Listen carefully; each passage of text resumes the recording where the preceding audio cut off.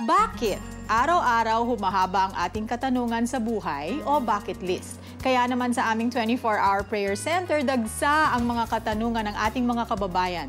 Tulad nito mula sa bucket list ni Roz. Bakit ganito? Pag mangutang, bait. Pag singil, galit. Paghanap, tago.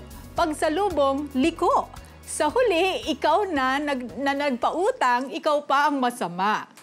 Roz, ang galing naman ng iyong tanong. Okay, thank you sa pagpapadala mo ng iyong bucket list. Ay nako, alam mo ba, sabi sa Bible, pag tayo ay mag-lend, no? Pag tayo ay magpahiram, kailangan handa na nating pakawalan. Sabi kasi, when you lend to the Lord. Kaya dapat pag-isipan mo bago ka magpautang kung talagang willing ka na mawala yon. Kasi ang problema kasi sa atin, merong mga marunong magbayad, merong hindi marunong magbayad. Pero meron ka rin naman magagawa. Siguro, para maprotektahan ka, minsan maigi may kasulatan, di ba? Papirmahan mo yung nangutang sa'yo o kaya naman may witness kung hanggang kailan ang utang. Hindi talaga, mahirap talaga i-control, no? Kung kailan ka babayaran. Kaya dapat handa ka. Maari din sigurong alamin mo kung ano yung pangangailangan.